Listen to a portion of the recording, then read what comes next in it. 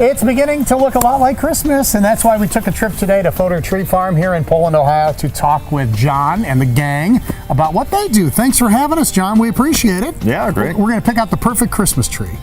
But first, sell me on the idea of a live one versus an artificial tree.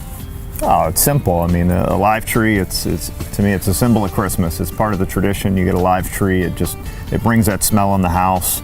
It's a fake tree. It just looks like a fake tree. It's made of plastic. It came in a box. I mean, some people might like that convenience of that pre-lit tree, but there's nothing that beats the smell and the freshness and the feeling you get just being around a live tree. And I didn't realize different trees smell differently. Some smell like the old pine scent and some don't. How many different trees do you guys have? We pretty much grow 4 to 5 different varieties of trees. Okay. A couple spruces, a couple of firs, and like you said, some are more fragrant.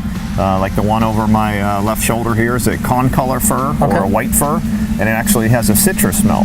So people can never remember concolor. Right. They come back year on year. Hey Mike, or hey John, where's that tree that smells like oranges? Yeah, and it really does too. It really does. The one over my shoulder is a what? That's a Fraser fir. Okay. Now that's popular? That's extremely popular, and number one reason, it's kid friendly. It's super soft needles, soft to the touch. Okay. But the big reason is needle retention. So it's going to hold its needles the longest. Okay. Most popular tree that you sell here? Well, beautiful trees sell themselves. Okay. But everyone wants fir trees, Fraser firs, and concolors. But we still sell a lot of Colorado blue spruce.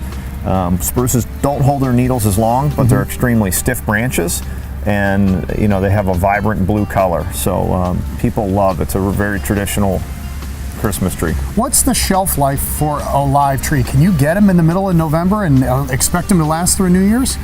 Or does it depend on the tree? It definitely depends on the tree. Okay. I mean, your spruces, like I said, don't have the shelf life. 3 to 4 weeks you're going to get a solid 3 to 4 weeks. Okay. I think when you get into the fir trees, then you're into the 5+ weeks. Even the Frasers, when you're done with Christmas, they're still holding their needles. I mean, they hold very well. They don't drop. They don't shed. I mean, you're going to get some shed, but not a total drop.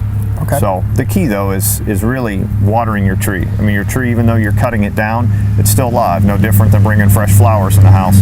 You've got to put water in that stand every day, and you don't want to let it run dry. All right, let's do some tips then, since we're on that subject. When I bring it home, does it matter where in the house I put the tree?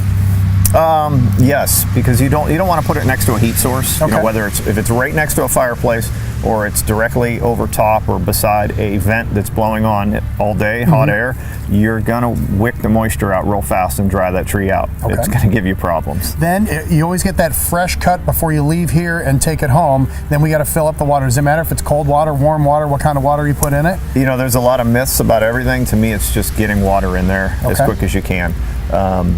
If we make a fresh cut here and you go home within 8, 10, 12 hours, you get it in, I think you're okay.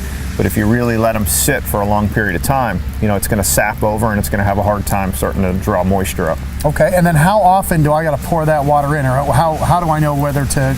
If I'm checking it and I'm doing it right. Yeah, well, you just want to really look at it every morning. I mean, the first week the tree's in the house, it's going to drink the most water. It's going to suck up the most water, so you really just got to look at it. The bigger the tree, the more water it drinks. Okay. If you've got a really small container under your tree, you're going to fill it up twice a day. If it's a big bowl, you might be okay to fill it up every day. After the first week, it will slow down, and eventually it'll stop taking up water altogether, and that's usually a sign that your tree's coming to the end. You guys have been doing this how long? How long's Fodor Tree Farm?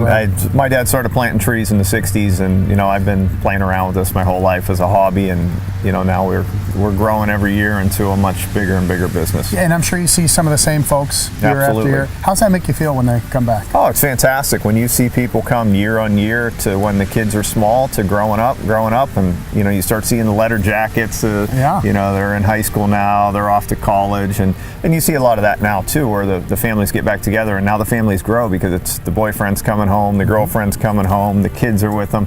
So that family of 4 or 5 is now 10 and 12, and it's a great tradition, and we welcome people. Love to see them come back. Good luck to you guys. Thanks for having us. Yeah, appreciate you coming out. Happy holidays.